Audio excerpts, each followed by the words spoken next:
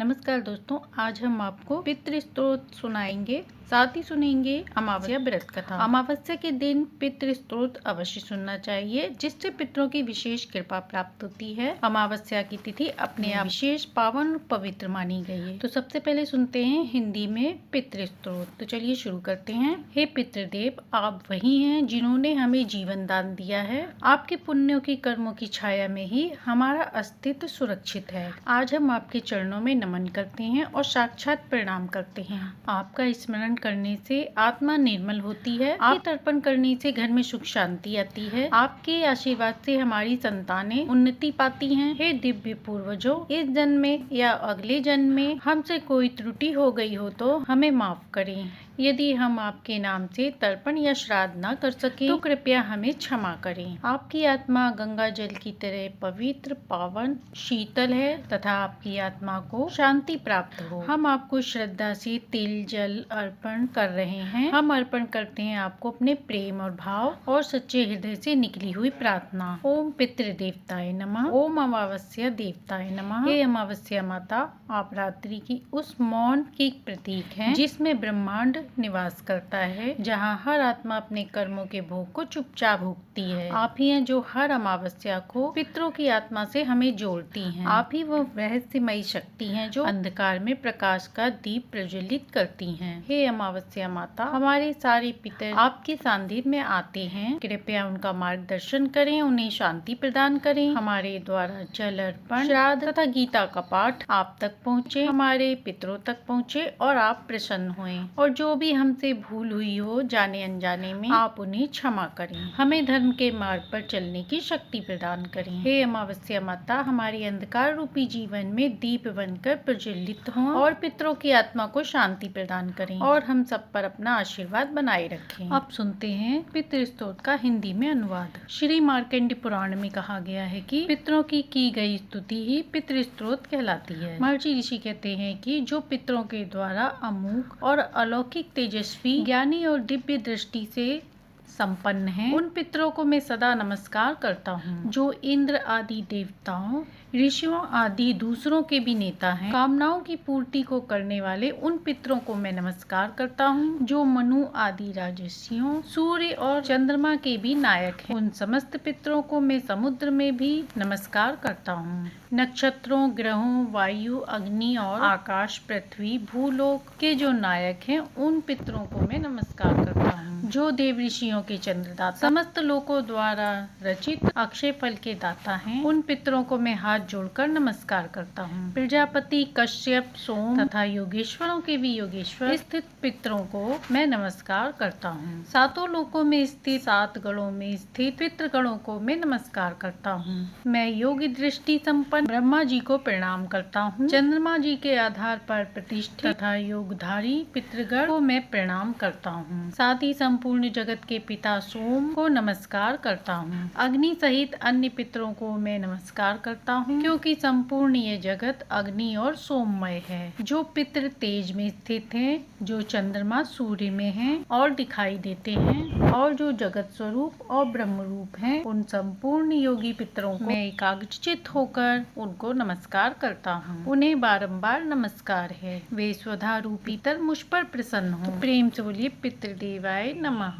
अब सुनते हैं अमावस्या माता की कथा। अमावस्या की तिथि पितरों के नाम अर्पित है, इसीलिए इस दिन श्राद्ध, तर्पण आदि कार्य करना बहुत शुभ माना जाता है। एक समय की बात है, मिथिलापति ने शुक्रदेव जी से पूछा, हे महाराज, कृपया आप मुझे आषाढ़ मास की अमावस्या के बारे में बताइए। इस दिन का क्या महत्व है और इस दिन पिंडदान, श्राद्ध आदि क्यों इतने महत्वपूर्ण होते हैं? तब ऋषि ने कहा, हे राजन, जब पृथ्वी पर शासन था, उस समय तीसरे कलयुग में सभी धर्मों का लोप हो चुका था। उसी समय आनंद देश में धर्मवर्ण नाम के एक विख्यात ब्राह्मण थे। एक बार मुनि ने पुष्कर क्षेत्र की यात्रा की। वहाँ पर कुछ वृद्धारी लोगों ने कलयुग की प्रशंसा करते हुए कि सतयुग में भगवान विष्णु को संतुष्ट करने के लिए जो पुण्य एक वर्ष में मिल जाता है, वही त्रेता युग में 1 मास में मिलता है और द्वापर युग में 15 दिन में मिलता है। किंतु कलयुग में भगवान विष्णु का स्मरण मात्र से ही 10 गुना पुण्य प्राप्त हो जाता है। कलयुग में बहुत थोड़ा पुण्य भी कोटि गुना हो जाता है। जो एक बार भी भगवान विष्णु का नाम सच्चे मन से लेता है या दान करता है,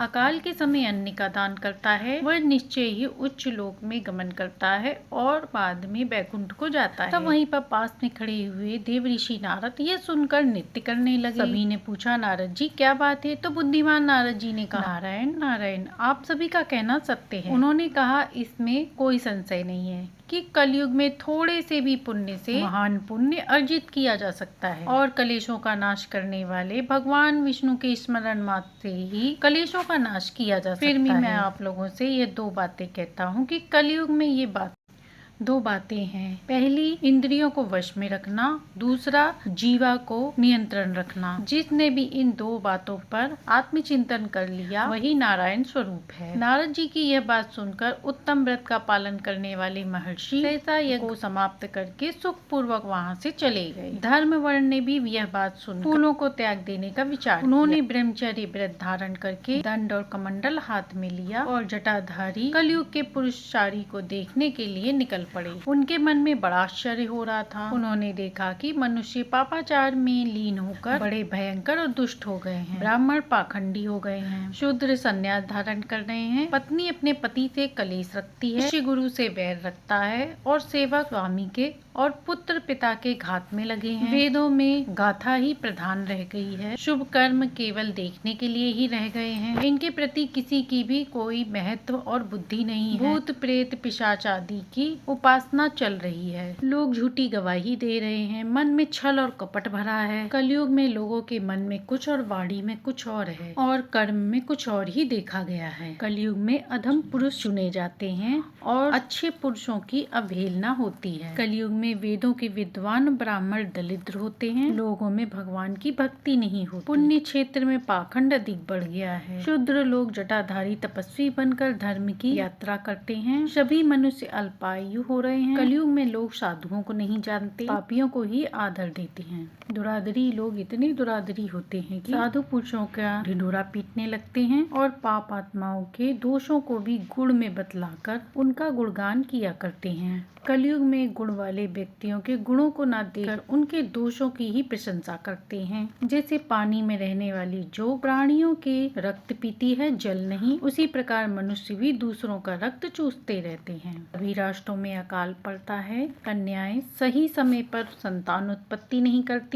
जिन्हें वेद आदि का ज्ञान है, उन्हें अज्ञानी पुरुष सेवक की दृष्टि से देखते हैं। वे सब के सब भ्रष्ट होते हैं। कलयुग में प्राय लोग श्राद्ध कर्म का त्याग कर देते हैं, वैदिक कर्मों को छोड़ बैठते हैं और उनकी जीवा पे भगवान विष्णु का नाम कभी भी नहीं आता। लोग श्रृंगार रस में ही आनंद लेते हैं और उसी के गीत गाया करते हैं। कलयुग में न ही भगवान विष्णु की सेवा की जाती है और न ही शास्त्रीय विधि होती है, न ही यज्ञ की चर्चा है, न विचार का लेख है, न ही दान धर्म होते देखे जाते हैं। ये कितने आश्चर्य की बात है कि यह सब देखकर धर्म वर्ण को बड़ा ही भय लगा। यह सब देख वह दूसरे देश में चले गए। इसके बाद वह कौतूहल वन के देश में गए। वहाँ उन्होंने कर्म से कष्ट पाते हुए पितरों को बड़ी भयंकर दशा में देखा। वे दौड़ते, रोते और गिरते पड़ते थे। उन्होंने अपने पितरों को नीचे अंधकूप में पड़े देखा। उनको देखकर दयालु धर्म वर्ण ने पूछा, आपने ऐसे कौन से पाप किए हैं जो आपको इस अंधकूप में आना पड़ा? तब उन्होंने बताया कि हमारी पृथ्वी पर कोई संतान नहीं है, इसलिए हम श्राद्ध और पिंड से वंचित हैं और हमें इस नर्क का को भोगना पड़ रहा है। संतानहीन आत्माओं का इस नरकूप में वर्ण होता है। हमारे कुल में बस एक ही पुरुष बचा है जो धन वर्ण के नाम से विख्यात है, परंतु वह भी बिना विवाह किए हुए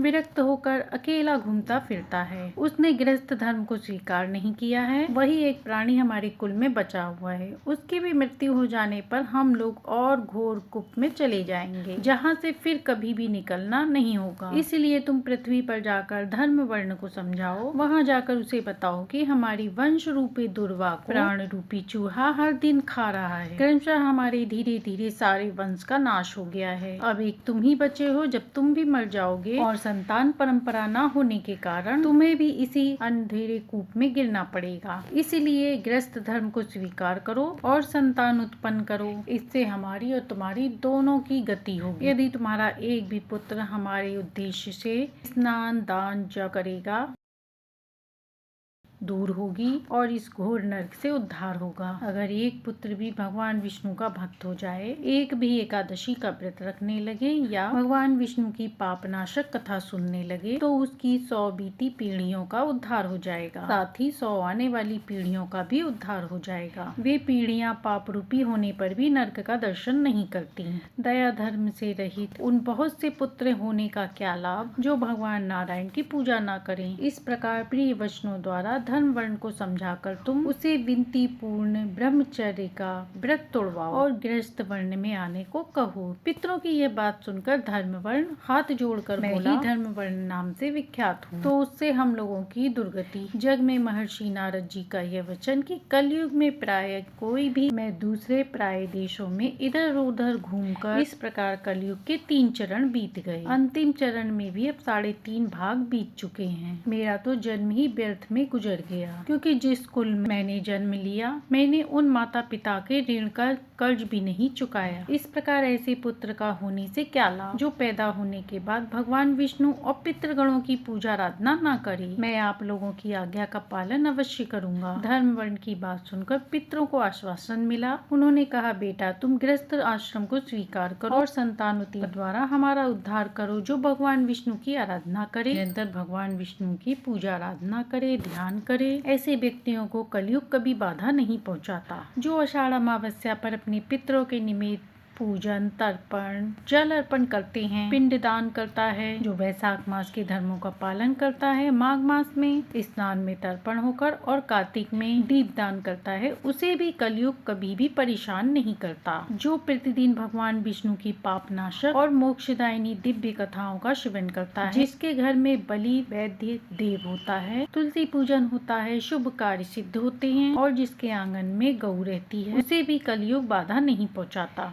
इसलिए इस युग में भी तुम्हें कोई भय नहीं है। आषाढ़ मास की सभी पुण्यतिथियां पुण्यदायी मानी गई हैं और इस महीने की अमावस्या तिथि उसमें सबसे महत्वपूर्ण मानी गई है, जो देवताओं और पितरों को बहुत प्रिय है और ये शीघ्र ही मोक्ष की प्राप्ति कराने वाली है। जो व्यक्ति इस दिन पितरों के उद्देश्य से जल से भरा घड़ा दान करते हैं और पिंडदान करते हैं, उन्हें अक्षय पुण्य की प्राप्ति होती है। इसलिए पुत्र तुम शीघ्र जाओ और जब अमावस्या आए तब घड़े सहित जल दान करो, पिंडदान करो, श्राद्ध करो और इन सब को करने के लिए गृहस्थ धर्म का आश्रय लो। धर्म कर्म काम से निमित्त होकर उत्तम संतान पाकर सुख पूर्वक जीवन यापन करो। पितरों के इस प्रकार आदेश देने धर्म वर्ण मुनि शीघ्रता से भूलोक पर गए, जहाँ पर उन्होंने आषाढ़ अमावस्या प्रातः काल स्नान कर देवताओं, ऋषियों और पितृगणों को तर्पण किया। फिर पाप विनाशक घड़े को दान कर श्राद्ध करके पितरों को प्रसन्न किया और उनको मुक्त प्रदान कराया। इसके बाद उन्होंने स्वयं विवाह और उत्तम संतान को जन्म दिया और इस लोक में अमावस्या तिथि को प्रसिद्ध किया। इसलिए सभी लोगों को हर अमावस्या तिथि पर अपने अपने पितरों को मुक्ति दिलाने के लिए श्रद्धा पूर्वक अपनी सामर्थ्य के अनुसार दान दक्षिणा देनी चाहिए और उनके नाम से जलदान पिंडदान करना चाहिए। तो ये थी अमावस्या के दिन सुनी जाने वाली अमावस्या व्रत कथा। इस कथा को आप हर अमावस्या को